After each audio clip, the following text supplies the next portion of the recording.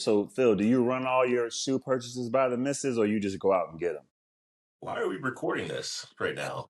them? This is not the topic of hey, conversation. hey, hey, I'm just Oh wondering. yeah, That's all. on the record, can we find out?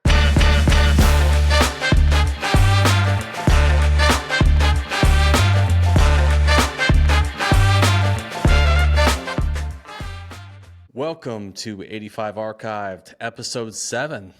Bill, Episode 7, we have a special guest this evening. Absolutely. Episode 7 have a wonderful addition to the conversation in Eric Rowell, not my brother, my cousin, or brother from another mother, Right. coming live and direct from the Quad Cities. That's right. So we've got an interstate guest Mm-hmm. from the lovely state of Iowa coming in to That's right. share a few stories of times growing up in Chicago, teaching Juwan Howard some post moves, and his love for shoes. But he's got a sleeper, right? It's not just basketball shoes we're talking about today. Mm-hmm. This man has transitioned into what he believes is a stellar golfer and has brought some heat for us to take a look at here a little bit Yeah, later.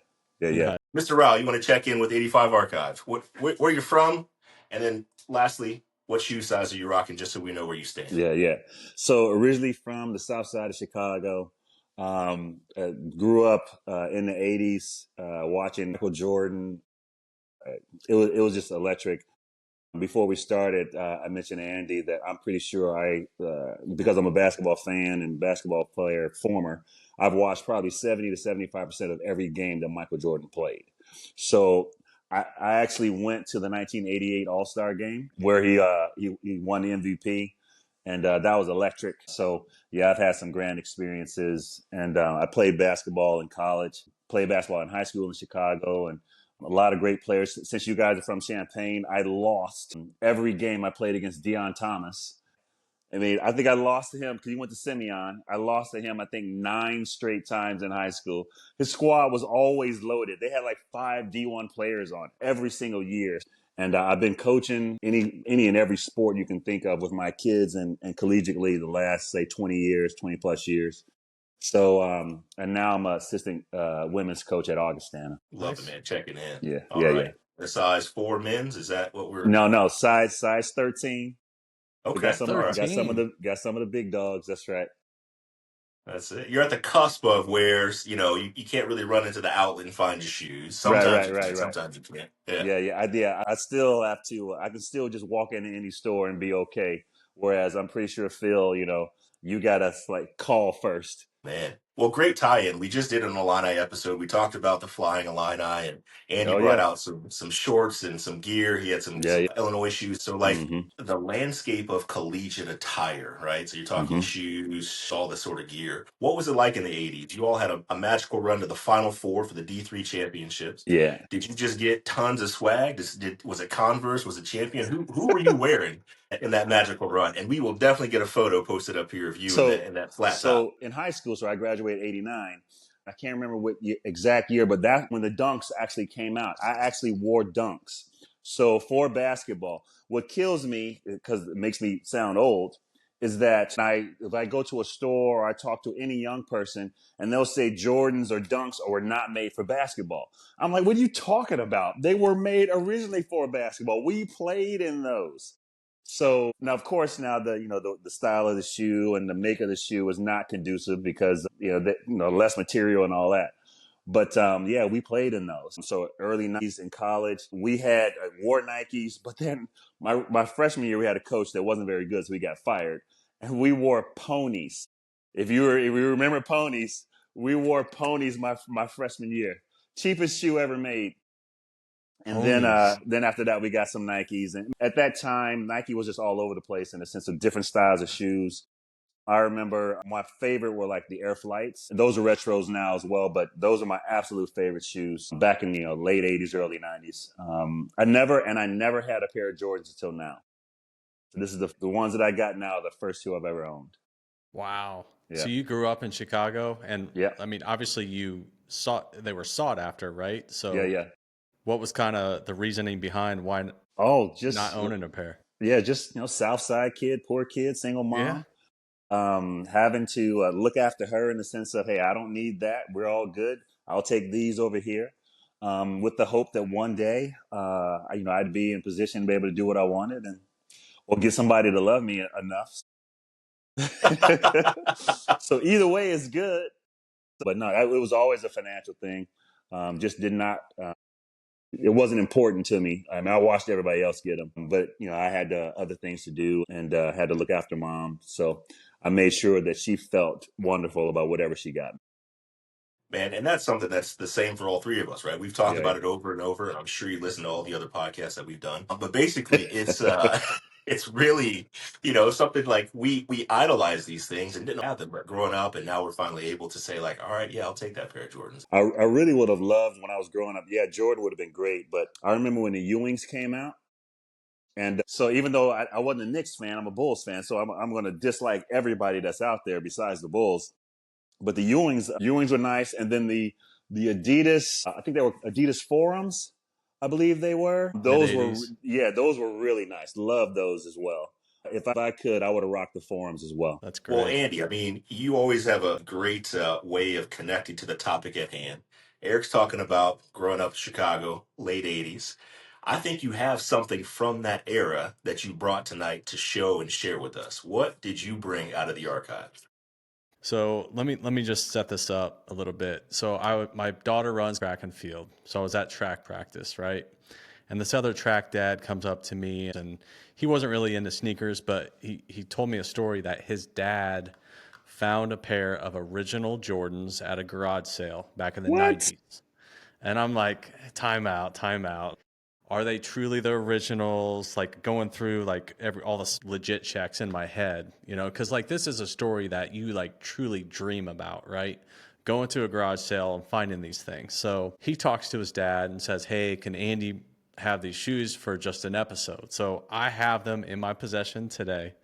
So, and this is just an Wow. old original Air Jordan Wow. 1, but you could see the aging, and these Yeah, things yeah, yeah. hadn't been touched since the mid 90s. So the story was his dad was spraying some pest control in this big shed, and the owner of the shed said the stuff that's left over in the certain area is old garage sale stuff. Help yourself. So this in the mid 90s, he grabbed these, kept him up in a box in a closet for 30 years, and then finally they're out in the 85 archive mix right now, Phil Look at Wow. that. and Eric. What Like size are this, those? so this is a size 9. So it Okay. passes like all the original Yeah, yeah. checks, with the Wow. labeling and everything. I mean, the soles are actually pretty decent. They haven't Mm-hmm. really, but Yeah. when you compare it to the shoe I had to pick up a couple years ago, this was the Reimagine Air Jordan. But when Mm-hmm. you kind of look at like how they pre-aged this pair, Yeah, it's yeah. it's very identical Yeah, to that's something. kind of the original. Yeah.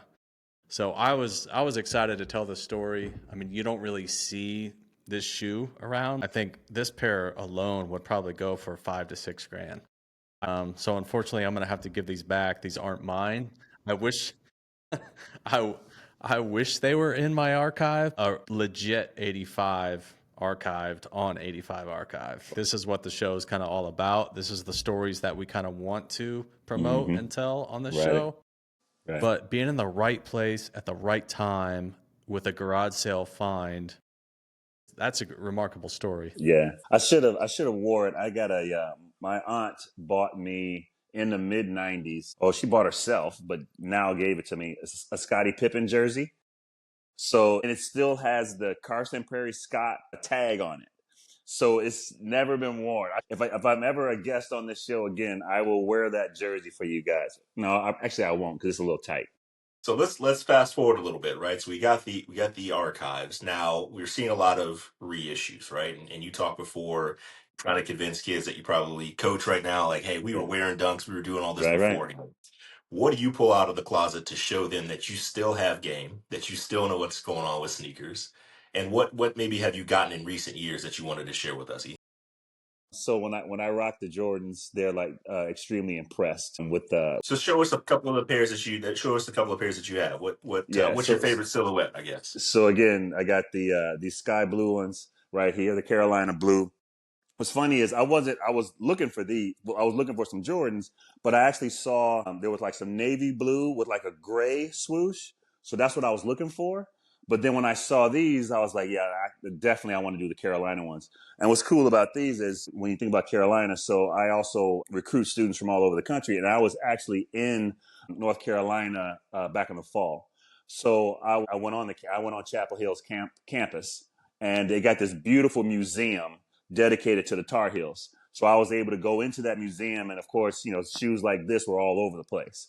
So then that's why I was like, you know what, maybe I should get somebody to get me these for Christmas. And sure enough, here they are. So Very yeah, nice. we have worn them a couple of times, got a little bit of a crease, but I keep a little shoehorn on the inside to make sure that it's going to look good. This is going to be smooth Nice. right here. And I just polished them up tonight just to make sure they shined real nicely for you They're guys. So popping. yeah. They're popping. So that's one of the pair that I got here. And then got some threes right here, sort of navy blue. I've had these for about a year. Yeah. So so I'm really excited about these here. So I put these on. And then lastly, I think I told you a little bit earlier, I got some what's called G4. So these are golf shoes. The I guess the cleats and everything are really nice, really sort of hip and new wave, if I can use that word again. And I mean, this is the most comfortable shoe I have ever owned. It's amazing, and it's a golf shoe. So if you're out there, if you golf, get some G4s because these things are absolutely special. So I golf all the time. No more basketball for me. I played 2 years ago. When I was 51. Played twice, 2 separate times, 3 weeks apart. And why 3 weeks apart? Because the first time I pulled a hamstring in my right leg. And then the second time I pulled a hamstring in my left leg. So that was the You only got last two. time. Yep. That was the last time I played ball. So now I am a golfer. Plain simple. So you mentioned you coach, Eric. What do your players wear? Like, what kind of sneakers are they into for performance now? So obviously, being women, they're still going to wear Nike, and they wear the Sabrina Ionescu's. Many of them wear those. So yeah, probably half the players are wearing those, and I see them all over the place. Every time we play against another team, that's probably the most popular brand. What's cool is so many men, particularly in the NBA, are also wearing those same shoes. So she has really crossed over with her shoes. Where did you used to go and get your shoes? And I don't want to lead the questions too much, but last episode we talked about two places. One obviously being Nike Town, Yeah, and the yeah. other one being Sports Mart. Remember that one? Sports Mart. Whoa, dude. Man, you took me back 25 years, man. That's right. Sports Mart. Yes. Okay. Yeah. So check it out. So when I was in high school, I'm from Chicago, Maxwell Street in Mhm. Chicago. So this is where you would go because there's a lot of shops, a lot of merchants. So you go there, and then they would have you go into a shoe store, and they'd have just like the poster behind your head, Andy. Mm-hmm. That's how tall the racks were of just shoes, just everywhere. So you would go in and you would see a pair of shoes. Yeah. So you would see those, and you're like, and they would say 95. So if you would just stand there and looking at them, like you're talking to your boy, and you're like, hey man, dude, those are 95. If there's a merchant right next to you, he's like, no, 85, dude. You would just hear this whisper just come in your ear. So you were able to just like work the cost, man. So you would always go there because there's a chance you'll get a deal. This is the same place that you would go to, like outside, there would be like a Cadillac and a guy standing by his trunk waiting to sell you something. So you could, it was amazing, dude. So that's, Maxwell Street is where we went. I mean, it's completely, modernized now, the area. But yeah, that was Sports Mart. Nike Town wasn't until like 94, 95 when they built that. So in the 80s, you went to where you had to go, and there was only a few places that sold a large, sort of plethora of shoes. But if you went to Maxwell Street, yeah, they had it all, man. They had it all. So yeah, you could just go from store to store, and it was a blast. But this is since we're talking about the 80s, this is also a problem because when Jordans came out, of course, not everybody could afford $100 shoe. But I have seen numerous times when I was a kid that somebody get jacked for their shoes. So I remember distinctively riding on a bus and looking outside a bus stop, and there's three guys standing out there, and one of them did not have shoes on, and it's nighttime. So that happened all the time. There was a great Sports Illustrated article that came out, I think, like early '90s about kids getting robbed or killed for their shoes. It was on the But cover. yeah, it was. Yeah, it was. So I just remember that time, but that was just a part of the madness that was Jordan, or just any sort of really nice basketball shoes. That was the time that basketball shoes took over fashion. Before that, basketball shoes were only worn to play basketball in. But probably by 88, 89, everybody just rocked their basketball shoes, whether you played or not. And it's been that way ever since. So I think one of the questions that we always think about is just if you had the ability to get one shoe, right, a pair of shoes, genie drops from the sky and says, "Here's your wish." What might that be? Doesn't have to be the exact colorway, but Right, what right. is something you don't have that you would love? I used to think that my number one shoe was the 11s. But right now, if I'm going to have anything that would be a gift that I would be like, angels will start singing and what have you there, it'll, um, it would probably be the fours. I would want the fours with white and I think either gray or black. And I like an all white shoe, but the fours would complete everything right now. The 11s will come next, but yeah, that's it right there. If I can get the fours, I'm pretty sure I'll be wearing these only. These will be the only shoes I'll be wearing for the next 35 years. I got good news for you, Eric. Yeah, So that shoe that you just described is yeah, re-releasing in April or May. really. Yeah, the Jordan 4 white and Yeah. cement. So Yeah, yeah, it's just white definitely and on my cement. Yeah, list. that's what Yeah. I want. That is my shoe. That's probably the number one shoe of all the Jordan shoes that all the different numbers that have come out. I absolutely adore the fours. Never had them. So you need to, in April or May, Uh huh. get those That's right. shoes. That's When right. you get them, we will see you back here on the show Right, right, to right. unbox them, right? That's Like, yes. don't open them before you get on here. No, that's all good. That's all Live good. on 85 Archive. You want to see your Yeah. reaction, man. Well, we're coming to a close on our conversation. Any All of your right. other boys that you talk to on a regular basis, sneakerheads, like, how do you keep the conversation going, or do you know anybody else that still feels the same about their connection to footwear? Yeah, yeah. So the head coach that I coach with, yeah, he also is a sneakerhead. He has a lot of pairs of Dunks that he loves. But yeah, we can talk about shoes and rap. I mean, that's just they just hand in hand. So us being late 40s, early 50s, the debate always is Tupac, Biggie. I'm an LL fan. I mean, so again, when Run DMC, LL, I love the old stuff. I absolutely loved it.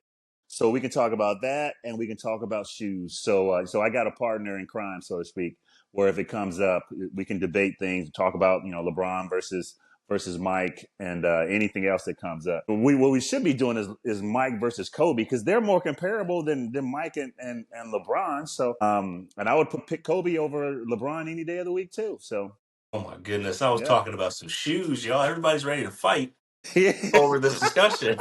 that's right. You started it.